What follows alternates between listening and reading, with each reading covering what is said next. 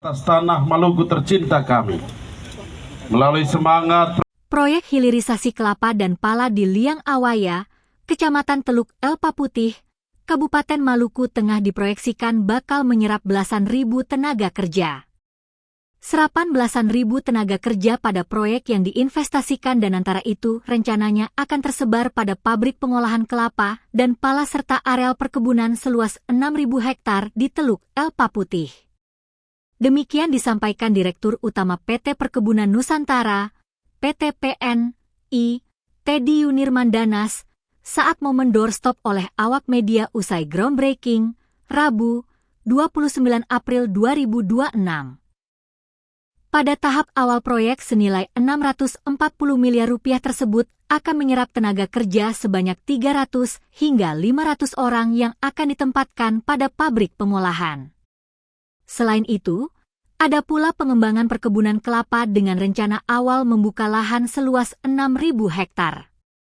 Ia mengkalkulasi 6.000 hektar dikali 3 orang, tenaga kerja, maka mencapai 18.000 kebutuhan tenaga kerja. Dua komoditi pertanian itu rencananya akan diserap dari masyarakat di samping perampungan perkebunan. Bagi Teddy, langkah ini adalah pure membangun kerjasama antar perusahaan dengan masyarakat. Mantan bankir itu berharap agar proyek hilirisasi sektor pertanian itu mendapat partisipasi masyarakat. Dirinya juga mengindikasi target perampungan pembangunan pabrik yaitu 12 bulan, ditambah 2 atau 3 bulan untuk masa uji coba. Teddy menyatakan, PT PNI Regional 8 diamanahkan untuk membangun pabrik pengolahan kelapa dan pala. Pengolahan kelapa dengan kapasitas sekitar 300.000 butir per hari dan pala diestimasi 2.600 ton per tahun.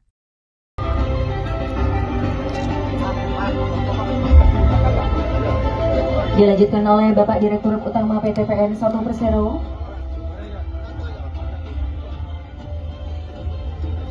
Tentunya pembangunan serta keberhasilan dari proyek ini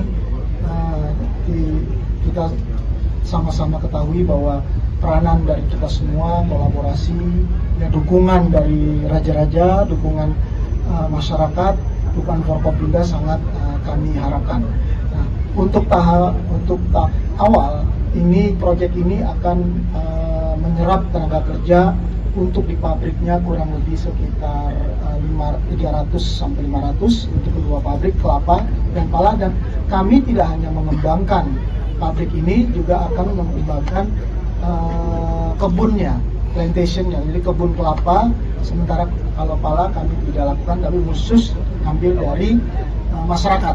Kelapa juga ambil dari masyarakat. Jadi ini benar-benar kerjasama antara masyarakat dan perusahaan agar masyarakat memperoleh pendapatan lebih baik dan tentunya kesejahteraan semakin kita peroleh bersama.